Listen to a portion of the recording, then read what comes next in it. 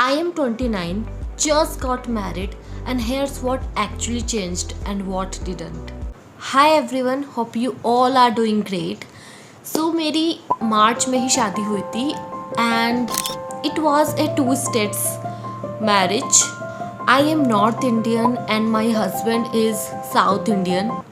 तो काफ़ी लोगों ने मुझसे पूछा कि क्या क्या प्रॉब्लम्स फेस हुई.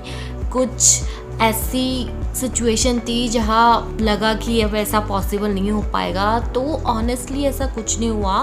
बोथ फैमिलीज वर सुपर सपोर्टिव, तो सब कुछ सही से हो गया था. सो आज हम इस वीडियो में यही बात करने वाले हैं. मैं इतने टाइम से यूट्यूब पे कोई वीडियो नहीं बना रही हूँ, तो सोचा इस न्यूज़ के साथ ही वीडियोस बनाना कंटिन्यू करूँ. Today let's talk about what really changes after marriage, because trust me, it's not what Instagram shows you. जैसे कि हाँ, मैंने फाइनली कुकिंग करना स्टार्ट कर दिया. मुझे ऐसा लगता था कि मैं एक अच्छी कुक नहीं हूँ, बट मैंने खुद को गलत प्रूव किया और अब मैं काफ़ी अच्छा खाना बना लेती हूँ. So here are 5 things that changed and helped me grow. I became more responsible. तो पहले ऐसा होता था कि अगर किचन में कोई सामान ख़त्म हो जाता था तो मुझे लगता था या तो मम्मी देख लेगी या फिर पापा देख लेंगे, तो मुझे उतना कोई रिस्पॉन्सिबिलिटी नहीं लेनी पड़ती थी. अगर कुछ बिल्स वगैरह भी जमा कराना है तो उसमें भी मैं उतना ज़्यादा, मुझे लगता था कि अगर मैं नहीं तो कोई और करवा ही देगा, तो उतनी रिस्पॉन्सिबिलिटी नहीं लेती थी. बट अभी हम दोनों ही हैं, तो हम दोनों इक्वली रिस्पॉन्सिबल हैं. तो यहाँ पे ये नहीं होता कि मैं नहीं तो वो कर लेगा, हम इक्वली ही रिस्पॉन्सिबिलिटी लेते हैं और इक्वली काम करते हैं. तो यस, आई became more responsible now. Communication improved. तो कई बार हमको ऐसा लगता है कि दूसरा पर्सन अपने आप हमारी बातों को समझ जाएगा, और इस वजह से कई बार गलतफहमियां भी हो जाती है. तो यहाँ हम दोनों ट्राई करते हैं कि हम ओपन कम्युनिकेशन रखें. अगर मुझे कुछ प्रॉब्लम हो रही है या फिर मुझे कोई चीज़ नहीं पसंद है, तो मैं ओपनली कम्युनिकेट करूँ. और यही मेरे हस्बैंड के साथ भी, अगर उनको लगता है कि हाँ ये चीज़ सही नहीं है या फिर ये ऐसे नहीं, ऐसा होना चाहिए था, तो वो भी बोलते हैं. तो इस तरीके से काफ़ी ओपन कम्युनिकेशन रहता है. तो हमारी दोनों की कम्युनिकेशन स्किल्स काफ़ी इम्प्रूव हुई है. Emotional maturity increased.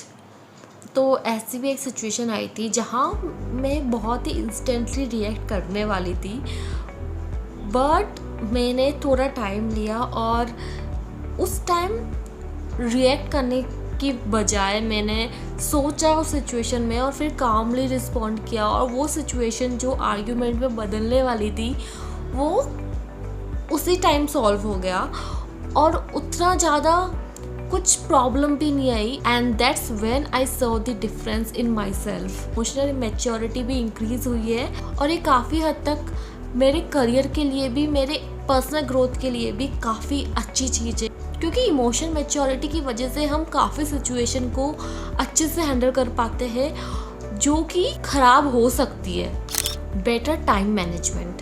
तो काफ़ी ऐसे दिन भी आए थे जब मैं काफ़ी ओवरवेल्म फील कर रही थी. मुझे लग रहा था कि शायद मुझसे ये सब कुछ मैनेज नहीं हो पाएगा, कुछ ना कुछ तो छूट ही जाएगा. यहाँ तो मैं अपने काम पे अच्छे से फोकस नहीं कर पाऊँगी, या फिर मैं घर को सही से नहीं रख पाऊँगी, और मेरा खुद का पर्सनल टाइम तो मैं भूल ही जाऊँगी.